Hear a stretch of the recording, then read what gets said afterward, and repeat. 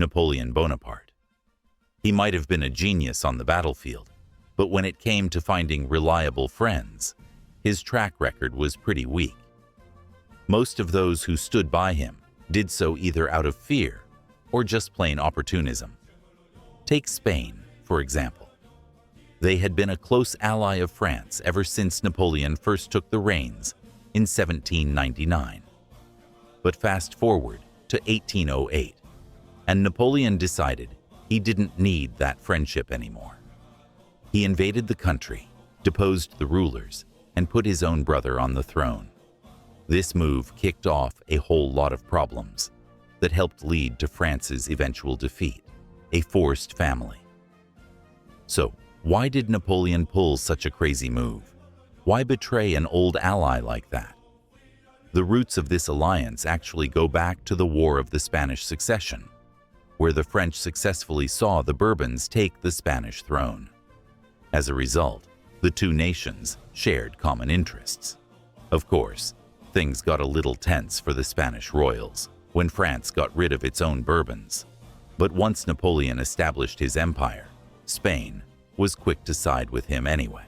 Reluctant ally Spain was on Napoleon's side, but it wasn't exactly an enthusiastic friendship, especially after their fleet was destroyed at Trafalgar in 1805.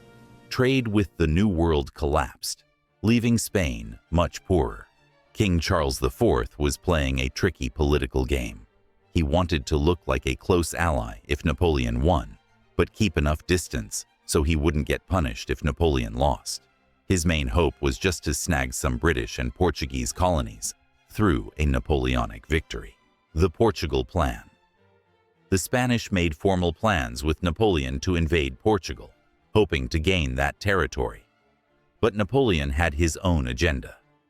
Sure, he wanted to force Portugal into submission to leverage peace with Britain, but he also wanted to capture Spain for himself.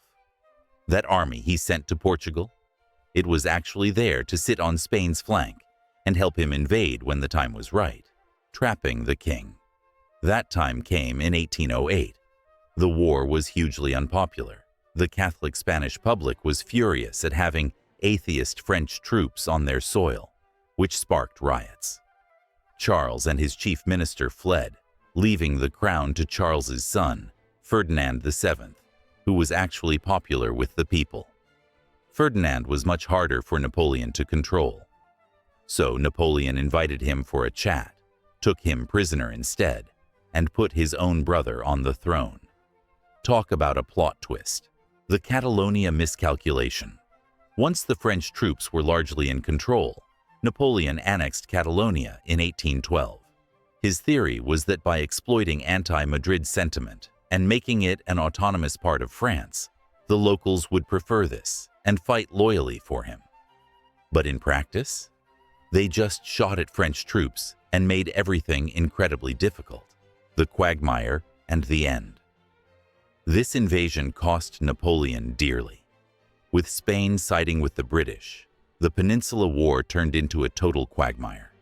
He had to commit hundreds of thousands of troops and tons of money resources that could have been used much better elsewhere. Historians consider this betrayal one of Napoleon's biggest blunders. Finally, in 1813, Spain was liberated. Ferdinand returned to the throne, and Spain remained France's enemy until Napoleon's final defeat. If you enjoyed the video, don't forget to smash that like button. Do you think Napoleon's empire would have lasted longer if he hadn't touched Spain? Let me know in the comments.